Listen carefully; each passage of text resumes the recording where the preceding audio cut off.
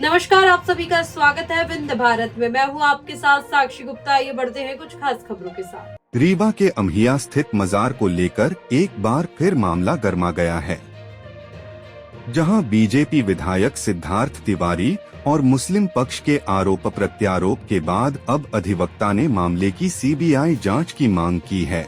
साथ ही जमीन को नगर निगम की जमीन बताया है। अब जमीन के इतिहास को लेकर भी दावे किए गए हैं।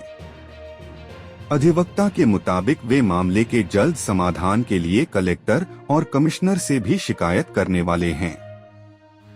अधिवक्ता बीके माला ने कहा कि जिस जमीन के बारे में बार बार ये कहा जा रहा है कि जमीन वक्फ बोर्ड की है, मैं कहना चाहता हूं कि उस जमीन की जांच करा ली जाए। दूध का दूध और पानी का पानी हो जाएगा।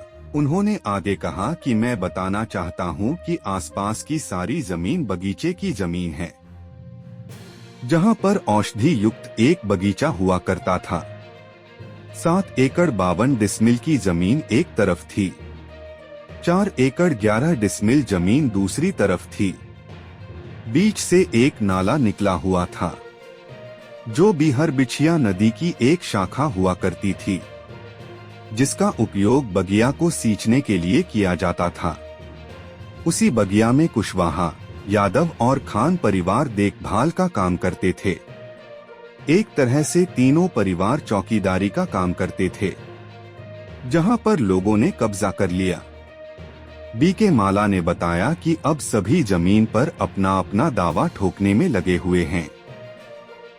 बहुत से लोग राजनीतिक रोटियां भी सेक रहे हैं। मैं पूरे प्रकरण की सीबीआई जांच के लिए मांग करता हूं। अगर इस हरी भरी जमीन पर अतिक्रमण न किया गया होता तो आज शहर में एक सुंदर पर्यटन स्थल होता। जमीन पर दावा करने वालों को आत्म मंथन करना चाहिए। अम्हिया स्थिति मजार को लेकर विवाद की शुरुआत भाजपा विधायक सिद्धार्थ तिवारी के पोस्ट और बयान के बाद शुरू हुई थी, जहां भाजपा विधायक ने सोशल मीडिया में पोस्ट कर लिखा था कि 3x3 की मजार अब बड़ी बिल्डिंग में तब्दील कर दी गई है।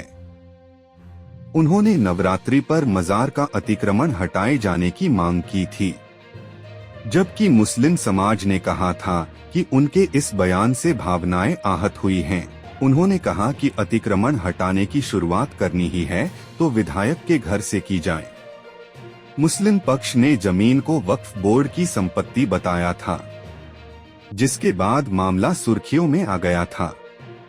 अब मामले में अधिवक्ता की एंट्री हो गई है।